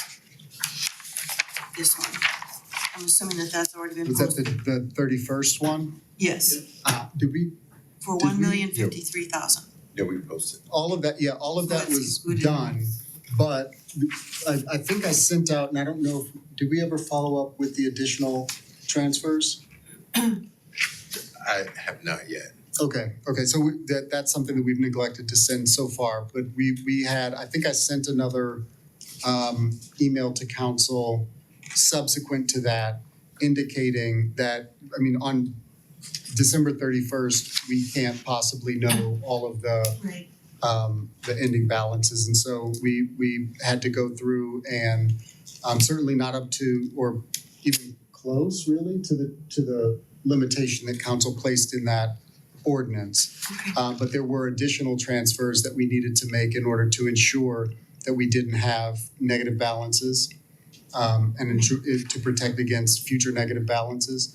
But we have those transfers and we can provide those transfers to council, so you have that as well. Thank you, I'd very much appreciate that. Yep. Next up on the agenda is Kane Park, and I'm gonna send that over to President Kudo. Well, I mean, the only thing, I sent an email to the two of you, I believe, 2 weeks ago. Cause Fund 101, on the expenditure side, Fund 101 was zeroed out, even though we knew something, there was gonna be something in there. And you did send me back an email saying, I need to get back to you about that. So refresh my memory about the question. Yeah, so there was an email that you sent with, I think, the final expenditures for Kane Park. I don't think I said that, I think you, I said it. Yeah, I thought it said to you and you said it, or maybe so, yeah. but it came from the system, but yeah, but the Fund 101 part of that was not, evidently, that was left. Councilwoman Larson, you remember what I'm talking about? That, The transfer that was budgeted for Kane Park was $175,000, did not appear to have been completed at the point that we were looking at the Kane Park revenues and expenses. so I hate to say this, but you're gonna have to, and you don't have to do it this minute, but I would like you to look at that email because the email was attached to, it was the expenditure for Kane Park, final expenditures were, that email was attached to that attachment, sorry. You didn't know where to attach it. Let me take And it was incomplete, it was still incomplete, at least at that time, I'd say it was Yeah. about 2 weeks ago. All right, so you're talking about through 12/31/2024? I believe so, I believe everything, I believe we got to the end, but the 101 fund was still left unexplained.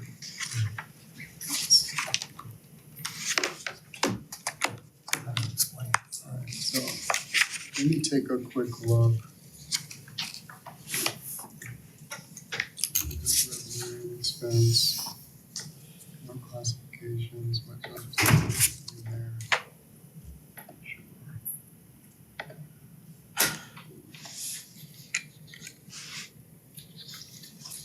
Is that the Kane Park income statement? Is that the Yeah, one and you're referring to? and the 101 is, where did I see that? That page down low. And this was, Oh my gosh, can we pass it?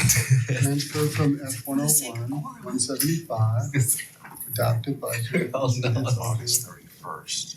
Budget year-to-date transactions. No, that's not it. This isn't That's not it, no. This, I got this. Yeah, I mean, we got the revenue. And that's an income statement, that's not, Revenue totals, we're looking at 2246, 625.93. yeah. This was an expenditure report. Well, that wouldn't show up in expenses for Kane Park. This is the one that Assistant Director Feltz sent out that was labeled income statement. Oh, and it went on our the screen, date? it cut off the date. I Oh. can look it up in my computer really quickly. But you but- got a paper I'm sorry. That's a paper copy. What's it look like? You just hold up the front sheet. Okay, thanks. right, it didn't, yeah, it's different than the one. It's different than that. So any transfer in wouldn't appear as an expense for Kane Park, it would appear as revenue. But wouldn't you wanna see that though? I mean, shouldn't we expect to see that Oh. though, where? You're right. Should be in, I pulled up the budget by account classification with and looking at operating transfers in. And I don't know if that shows on your revenue statement, but maybe, when was that sent? Oh, was it around the election, So inauguration? that, 117, Yeah, pretty revenue. close. Oh. Pretty close. okay. So I don't know, when did we do this transfer? We just wanted to bring it to your attention because it would help if we budgeted for it, that would help the ending balance for Kane Park.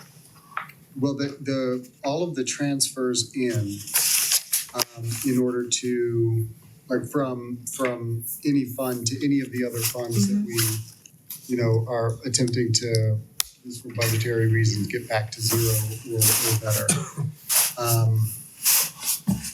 They appear in the systems as transfers as revenue into those accounts. It just didn't look like that entry had been made yet. That's all we're asking about. I could try to find what we sent, but could I take a look at what you have there? Absolutely. Okay. And I have some ANSI committee members, so Yeah, we've established the next finance committee meeting sometime next week, and there's an other on here. Does anybody have any other? We would all like to just retreat. That's not a good word, I'm sorry, I apologize, it's late. When is the next finance committee meeting? We gotta get it from the. Doodle polls coming your it way. looks like it'll be Thursday or Friday. Of next week? Yes, Valentine's Day, does that work for you? But during the day, so you can Yeah, still. there's a Valentine for the staff. All right, I am going to adjourn this meeting at 8:02. Thank you very much for listening.